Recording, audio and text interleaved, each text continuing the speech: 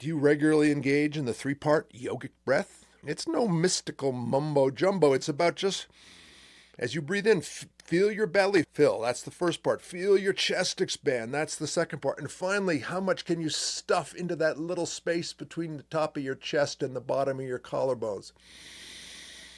That's the three-part breath. And then as you exhale, make sure you fully empty all those three areas. Long, slow out breath. And then another one.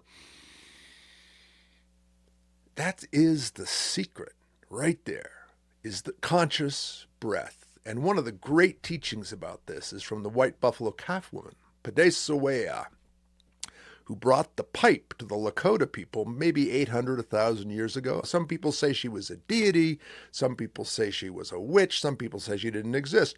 To my mind, she was just a visionary. And she got it in a flash that what was hurting us was all our divisions, all the distinctions, right? That Einstein's optical delusion of separation between all beings. Because her saying was, O matakwesen, all my relations. I'm related to everything, not just every person, every tree, the standing ones, every bird, the winged ones, the stone people. It's one big family. And she had that consciousness, and she saw how the divisions were tearing the tribes apart at that time. There was drought and warfare and disease, not so different than right now, one of those times. And she was inspired, I believe, to leave her tribe, which would have been seen as madness. A single woman alone out on the Great Plains was just as in danger then as she would be now. And she brought the pipe. And really, the gist of it is it's about conscious breath. She said, to the people she brought it to, the Sans Arc of the Lakota, the only reason you're suffering is you've forgotten how to pray. You don't think it's real. So I'm bringing this really great kind of easy show and tell device where you take a puff of the tobacco smoke, make your prayer and breathe it out, and you'll see your prayer visibly going up to the Great Spirit. And the song to her, the sacred song was with visible breath she walks, with visible breath. Now, what does that mean? Visible breath. Maybe when it's freezing cold, you can see your breath, but generally your breath's invisible. She was reminding people that every breath is a prayer. Every breath you're having some kind of thought, some kind of anxiety, some kind of wish. And it was said that when you prayed with the pipe, with a truly open heart and a humble heart and a grateful heart, whatever you prayed for would come true. Again, not necessarily in the timing that you had planned or in the way you had planned, right? But it would happen. And that's exactly the truth. You don't need a pipe. Your life, my life, is the result of every prayer, of every thought, of every breath.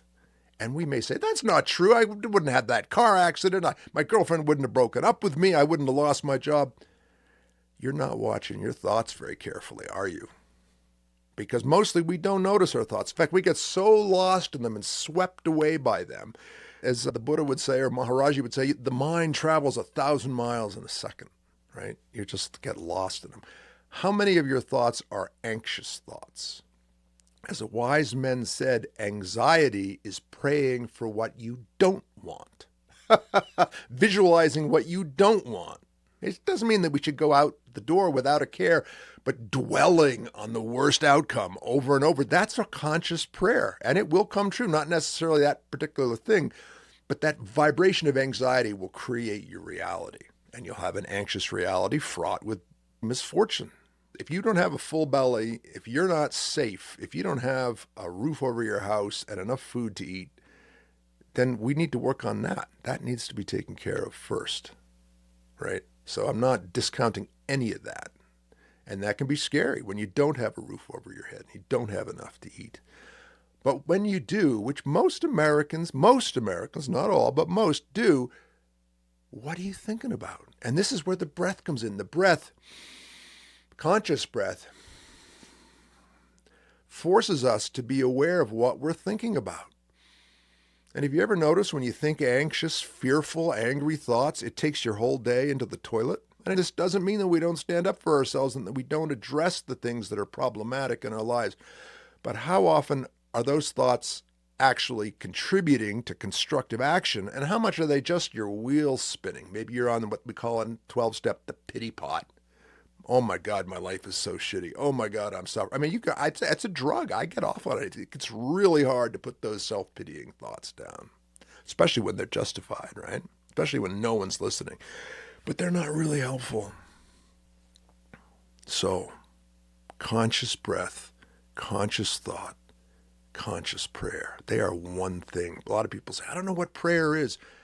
Prayer is whatever you're thinking, Val. Whatever you're thinking. And the White Buffalo Calf woman says, whatever you're thinking is what happens. It's just we mostly don't notice our thoughts. So we don't notice the extraordinary percentage of our thoughts that are negative.